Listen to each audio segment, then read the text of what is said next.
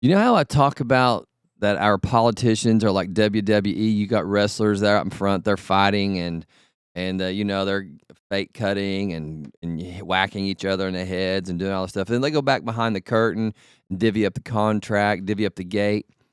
Well, this is an example of that. When I keep telling people the R's and the D's, the Republicans, the Democrats, they all work for the same crew. We're already one world order. Here's a good example.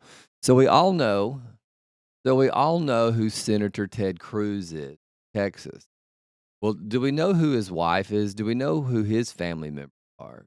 This happens through our Republican and Democratic field. Who are the husbands, the wives? Who are the spouses to these senators and to these congressmen? Well, let's just look here real quick. So you know Senator Ted Cruz. This is him. You know what he looks like, okay? Do you know who his wife is? This is Heidi Cruz. Heidi Suzanne Cruz is an American businesswoman. She has been the managing director of Goldman Sachs since 2012. Cruz completed her education in Claremont McKenna College and Harvard Business School. She was the economic policy advisor for George W. Bush. So she worked for George W. Bush when she was in her 20s because she's been with Goldman Sachs, the banking company, okay? She's worked with Goldman Sachs for 20 years. 20 years, and she's been married to Ted Cruz almost this entire time. So Goldman Sachs, let's go look at who does Goldman Sachs own? Goldman Sachs is American uh, multinational investment banking financial services founded in 1869. Goldman Sachs is headquartered in Lower Manhattan. So they're in New York. This is an investment company. This is a banking company. Been around since 1869. So what about them? So who are they investing in? Well, look who they're investing. Goldman offering clients a chance to invest in Facebook. Goldman Sachs has reached out to its wealthy private clients, offering them a chance to invest in Facebook, the hot social networking giant that is considering a possible public offering in 2012, according to people familiar with the matter. This is in January 2011. Miss Heidi Cruz was brought in 2012. On Sunday night, a number of Goldman clients received an email from Goldman broker offering them opportunity to invest in an unnamed private company that is considering transaction to raise additional capital. Here's the part.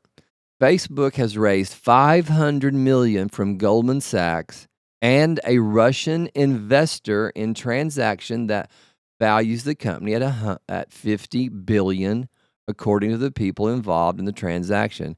As part of its deal with Facebook, Goldman is expected to raise as much as $1.5 billion from investors from Facebook. Russian ties to Facebook, Russian ties to Goldman Sachs, Russian ties, is Russia, China, Ukraine.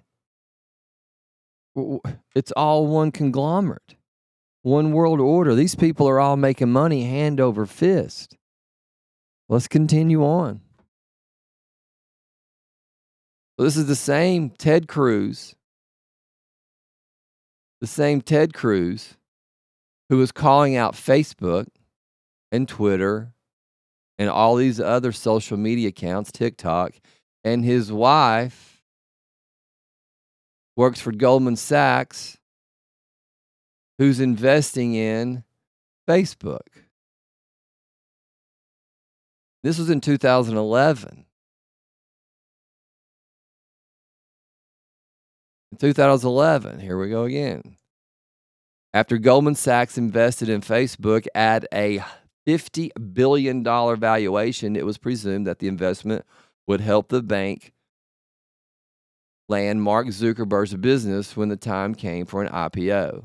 Ted Cruz bets big on Facebook. He's not running for election until 2024 coming up, but he spent the most money.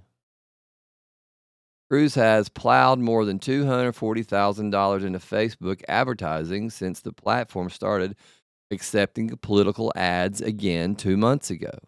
The well, we can just add a Democrat in there as well. The only sitting senator who has spent more is Senator Raphael Warnock of Georgia, who was running against who? Herschel Walker, who forked over $335,000 for ads on the social media giant, according to Politico analysis of Facebook advertising. So pay attention out there. For people tell you, oh, voting for EcclesiaUSA will be a waste of vote, you're wasting your vote, you're wasting your time, and you're wasting your efforts voting for Republicans or voting for Democrats. They are not on your side. They are part of the one world order. They are a part of filling their own pockets, their own banking account.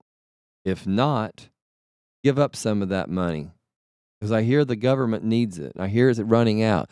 You congressmen, you senators, it looks like you're doing pretty well. Have you lifted a finger to send any money back in? Have you done anything to help the American people out? Not with you, not with all the laws you've implemented, not with Congress and senators up there arguing back and forth. If you think any of that's doing anything for the American people, we've lost our mind. These people are ripping us off. They're putting a unnecessary burden on us.